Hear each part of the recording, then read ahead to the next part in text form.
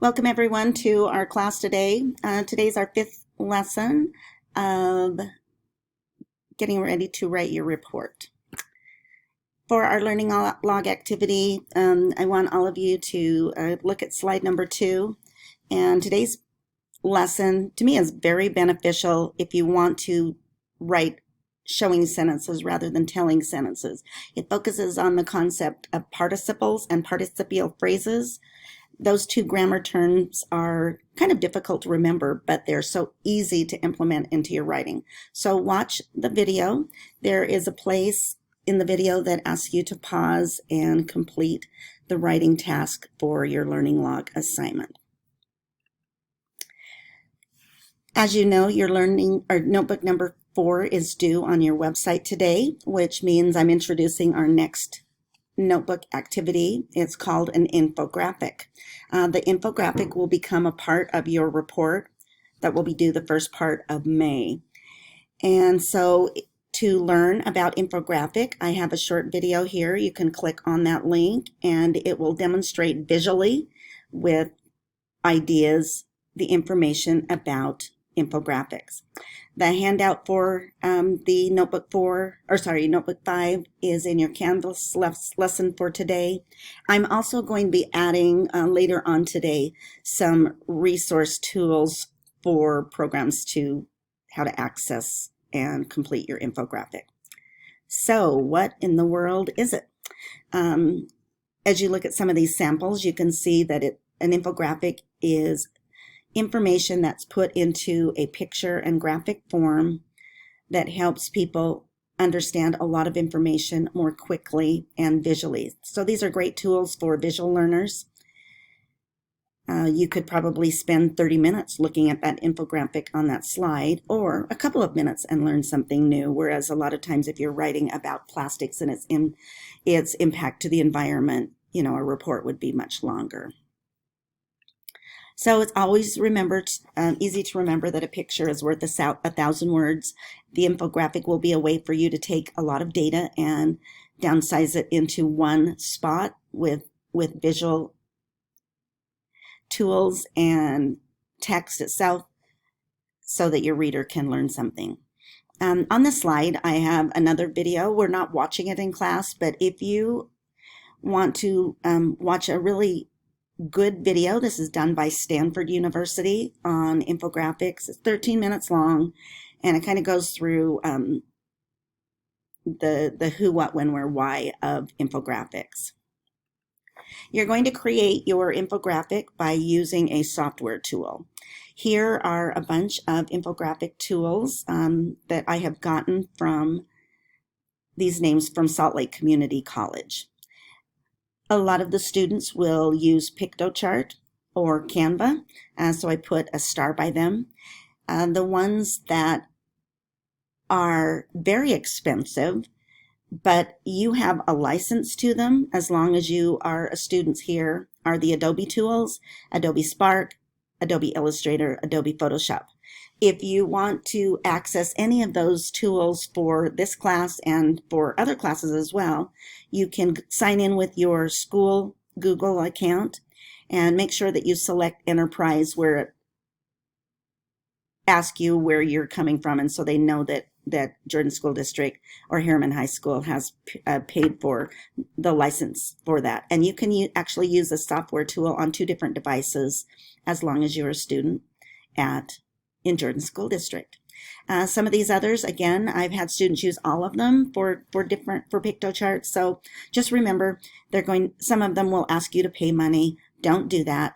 You can make yours very visual and fun to look at without extra fees. So these next several slides will go through, I'm just going to click on them, some examples of information that we can learn from visually, and they are all done with infographics.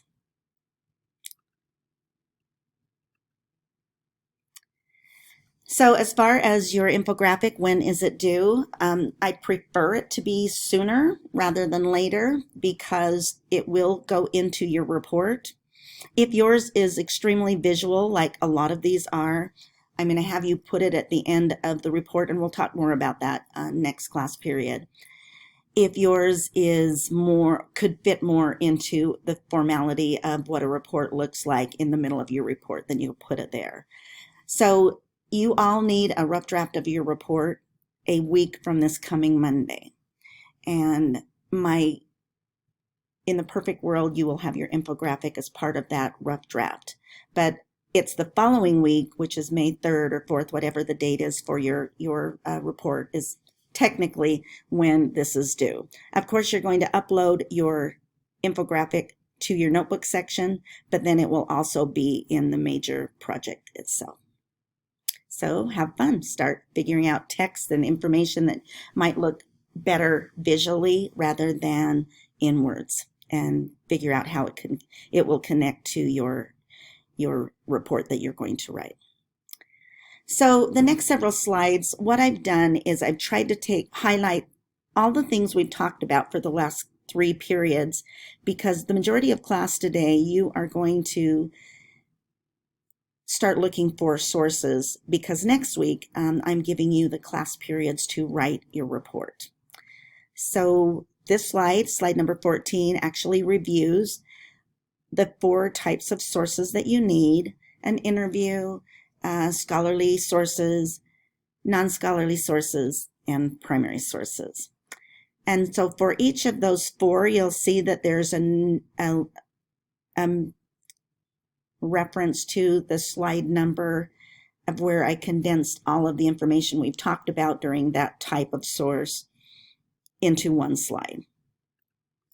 So here is all the information about the interview you're going to that you're going to conduct. And I also put on there how to cite an interview in the second column. It's extremely simple. Remember, you have to have at least 2 scholarly sources.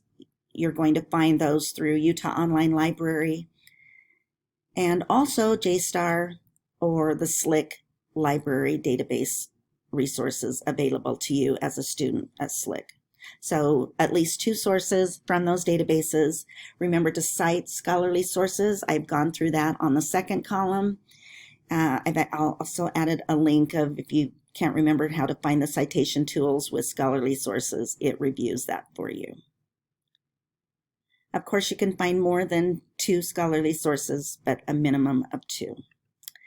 The third type of source that you have to find would be a minimum of 3 non-database sources. So when I say so what I mean is they are authentic and they're respectable as sources, but you are not using database to find them.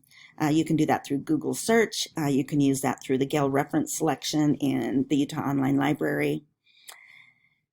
Just know that with these, you're going to have to cite them yourself. And so the citations for those particular sources, I've included that on the right-hand side, and with links to, I think, if I remember what I did yesterday, links to the MLA style book, and also the Purdue Online OWL citation tool that you probably used in your other English classes. And then, of course, you're going to find at least 1 additional primary source. Remember, an interview is a primary source, but 1 beyond, that's why I have 1 to 2, beyond your interview. And for this one, I want you to look for data. And remember, I said that rather than gathering your own data, use companies that do this for a living. So I put the link back to the Pew Research site that we used in class last time to cite primary sources like a letter or a diary. Again, you need to go back to the previous slide using the MLA site or the online tool from Purdue to cite those. So what are you going to do for the majority of, sorry, there's one more slide here. This one just again reviews with you if you question any of your sources, whether or not they are credible. There's a really good tool that Stanford has put out to help you with that. So during class, about half of the class period today, the students are going to start their search for sources, and with each of the sources you are going to add the citation to what we call a works consulted page. So in class I explain the difference between a works cited and consulted page. It's so easy. The only difference is a works consulted means you have used and learned from the sources, whereas a works cited, you actually cite them in a paper. And because you haven't written a paper yet, you really can't use the term works cited. So it's set up just like a works cited page, but you call it works consulted. On Monday, when you come back to class, you will have all found a minimum of 7 sources that has been cited in MLA, correct MLA citation, and set up on that works consulted page. I have a link to, I think, on the next page of how to do a works cited page, so the works consulted looks exactly the same.